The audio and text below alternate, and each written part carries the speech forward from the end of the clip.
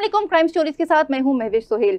तीफी but case से तो आप सब वाकिफ होंगे, लेकिन इस केस की क्या आपने कभी एफआईआर पढ़ी है? इस केस की जारी होने वाली प्रेस रिलीज आपने कभी पढ़ी है?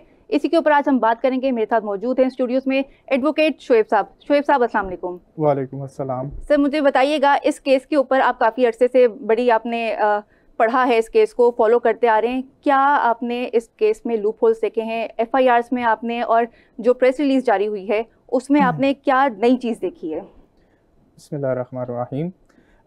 Thank you very much. But before coming towards the contents of the FIR और प्रेस रिलीज़, मैं एक सबसे पहले तो इस बात की वजाहत करना चाहूँगा कि ये तमाम के तमाम जो हम बात बयान करते हैं, ये सिर्फ एजुकेशनल पर्पस होता है। इसमें एक पॉइंट ऑफ व्यू होता है, हम उस पॉइंट ऑफ व्यू को बयान करते हैं। इसमें किसी इदारे की जो है वो तनकीद करना मकसूद नहीं होता, और ना ही किसी शख्स को ग्लोरीफाई करना मकसद है। तो इसके अंदर बेसिकली जो 3 डॉक्यूमेंट्स हैं ना, those documents are very important. सबसे पहला है press release, and the second is FIR 826/25, और दूसरी FIR जो CCD रहीम यार खान ने काटी 25/25। हम इसको जो है वो सबसे पहले प्रेस रिलीज जो है उसको अंडर डिस्कशन लाते हैं। प्रेस रिलीज के मुताबिक जो है वो 3:15 पे तीफी बट की कस्टडी जो है वो जिना इंटरनेशनल एयरपोर्ट कराची से जो है वो ले ली गई थी। उसके बाद जो है वहाँ से वो लाहौर के लिए रवाना हो गए।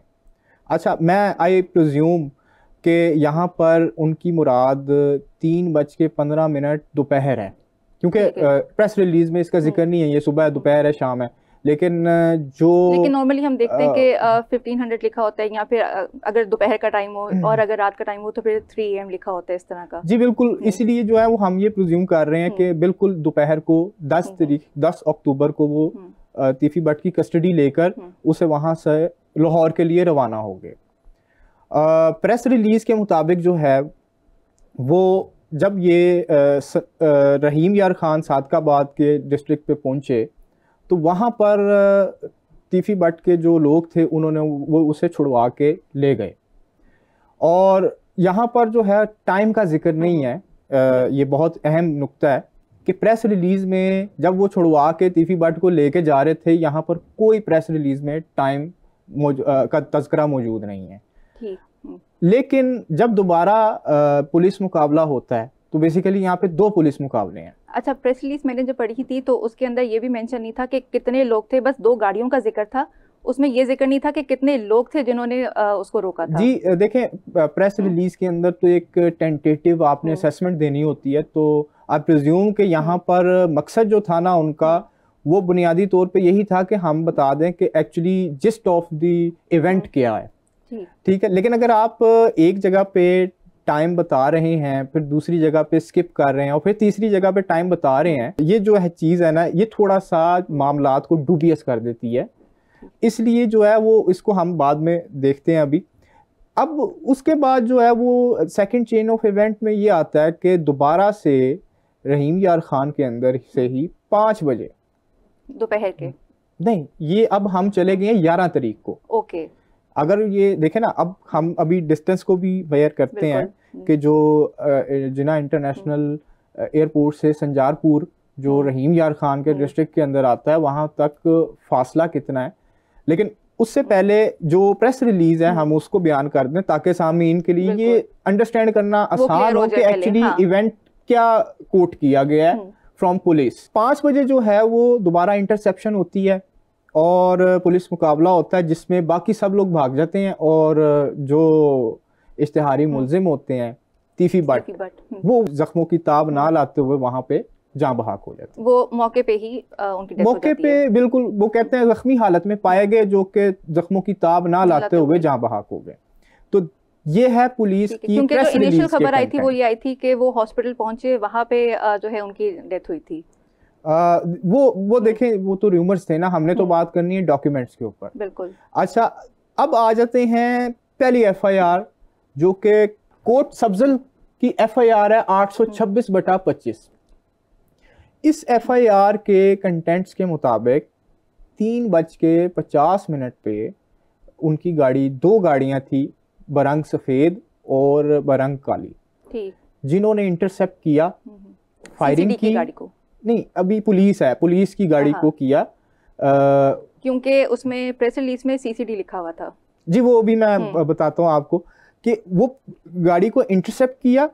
गाड़ी को इंटरसेप्ट करने के बाद वो अपने फायरिंग करते हुए अपने मुलजिम तीफी भट्ट को, अपने जो है ना वो साथी तीफी भट्ट को लेकर वहां से फरार हो जाते हैं।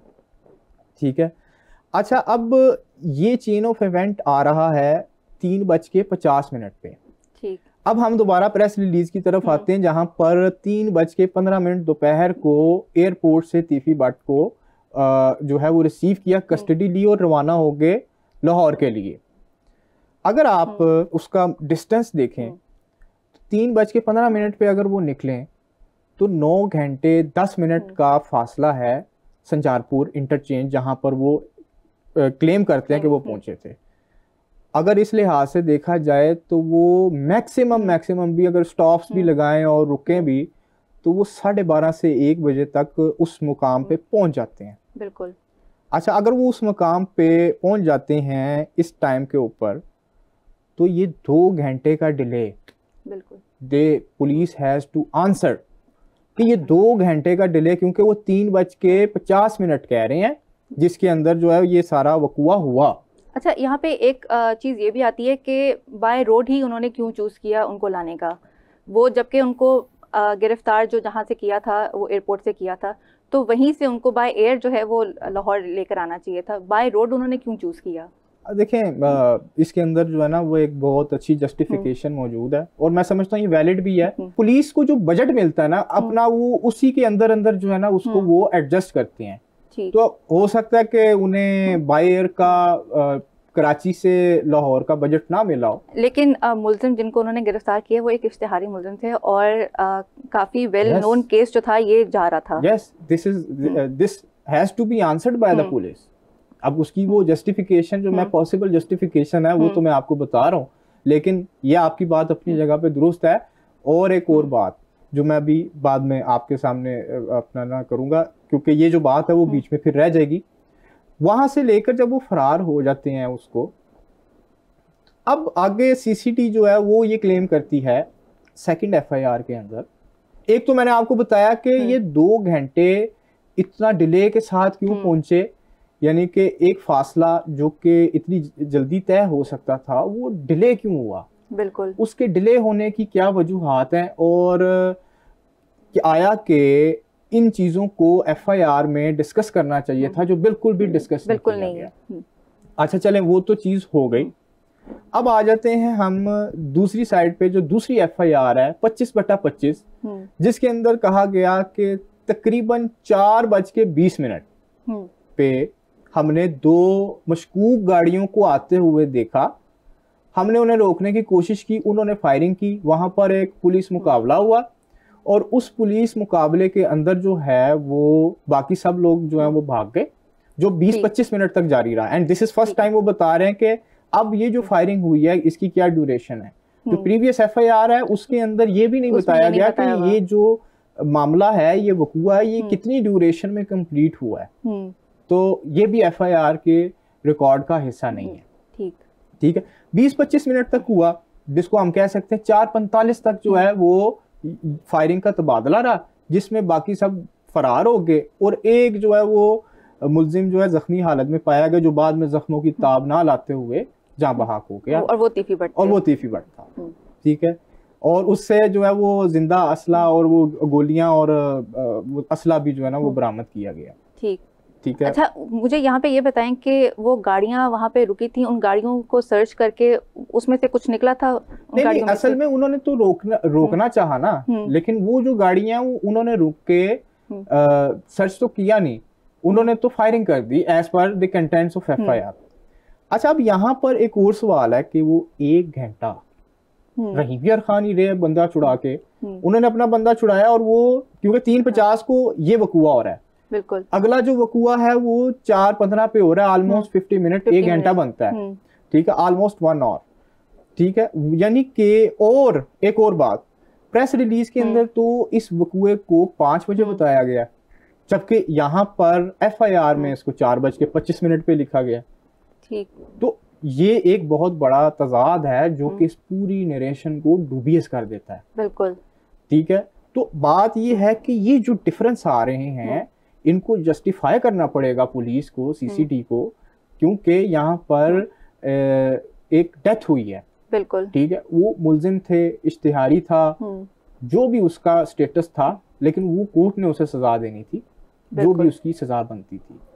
एक और बात, अब मैं आपसे एक सवाल पूछता हूँ, ये सारी चीजें होंगी, आपने अभी बोला कि एक इतना बड़ा मुलजिम था, उसे कितने पुलिस ऑफिसर्स होने चाहिए जिसकी कस्टडी में उसे बाय रोड अगर जा रहे हैं तो कराची से लाहौर शिफ्ट किया जाना चाहिए? अगर इतना इश्तिहारी मुलजिम है तो आई बिलीव के उनके साथ कोई 2 पुलिस की गाड़ियां आगे होनी चाहिए, 2 पीछे होनी चाहिए, जो कि उनको कितने अफराद कितने होने चाहिए अंदाजन आपके लिए, आपके मुताबिक? मेरे अकॉर्डिंग कम से कम भी मेरे ख्याल से 20-25 होने चाहिए। 3 थे,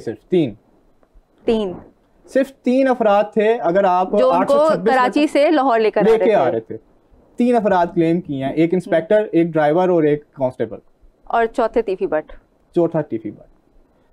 तो एक इतने बड़े मुलजिम को कराची एयरपोर्ट से कस्टडी में लिया गया, कस्टडी से जो है ना वो लाहौर लेके आ रहे हैं, सिर्फ 3 लोग, 3 पुलिस ऑफिसर्स, और कोई उनके साथ सिक्योरिटी नहीं थी, नथिंग, इसलिए तो वो छुड़ा के ले गए दे क्लेम।